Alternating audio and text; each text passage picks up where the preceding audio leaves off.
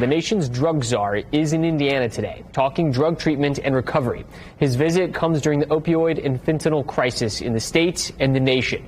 He sat down exclusively with WISH TV medical expert and former U.S. Surgeon General Dr. Jerome Adams. Dr. Gupta, thanks for being here with us today. Thank you for having me, Dr. Adams. Well, let's jump right in. The Office of National Drug Control Policy has been around since 1988, 35 years, and previously most directors have come from a law enforcement background. In fact, you're the first medical doctor in the agency's history. How has the way we look at drug use and policy changed in 35 years, and how has your medical background impacted the way you approach the job? Well, I think we have had a very significant and quite a different approach now that we understand that addiction is a disease, often a disease of the brain, not a moral failing.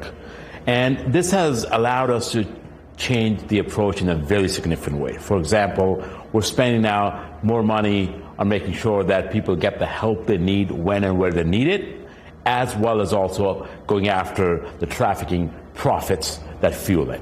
Well, I love that. So it's not either or, but it's a much more collective and comprehensive approach. Exactly. There are those that would think that way, either or, but I think what is important to understand is the demand and supply are two sides of the same coin, and we must approach it as that if we're going to have significant progress made.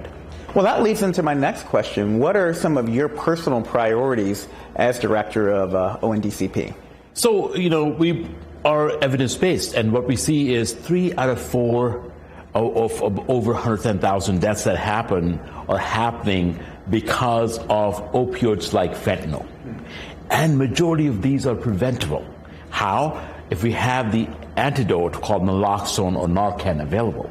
And that is the reason why now you see naloxone available over the counter as Narcan, sitting right next to Tylenol and Motrin. We're having to have more products available, but unprecedented amount of federal funding is going to states like that here in Indiana to make sure that it's available at no cost most of the time to people who need it, because every life is precious and it's worth saving. So that's one of the priorities. We also want to make sure that we have the technology available at our southern borders to make sure that we're detecting all of the drugs that are coming in while going after the supply chain and the profits. And that's another thing that we're doing right now to work both sides of the coin. Well, I really appreciate you prioritizing Narcan. When I was Surgeon General in the prior administration, I put out an advisory calling on more people to carry naloxone, and it's really great to see that you're working to make it even more available for folks. Yeah, I think naloxone should be available like a defibrillator or a smoke alarm. And no matter if you're a school, a business, a mall, you should be considering it, because it's not about just your life. It's the life of someone you love, or sometimes it's the life of a stranger that could be saved. And we have the evidence to show that so many people, life could have been saved. Exactly. Most overdoses are actually witnessed by someone, correct? Absolutely. And that's the paradigm shift we want to do. That's what we want to change. And I think this is one issue that is across administration and is across the public, that let's make naloxone or Narcan more available to anyone and everyone who needs it. Now, I've heard you talk about counterfeit pills as another part of this evolution. Can you speak a little bit about the dangers of counterfeit pills?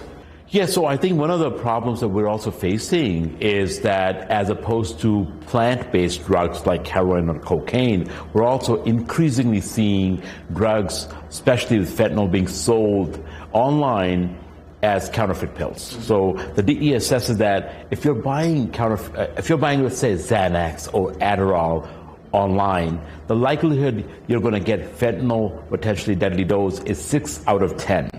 That means that the odds of dying from a counterfeit pill today are worse than playing Russian roulette. Wow.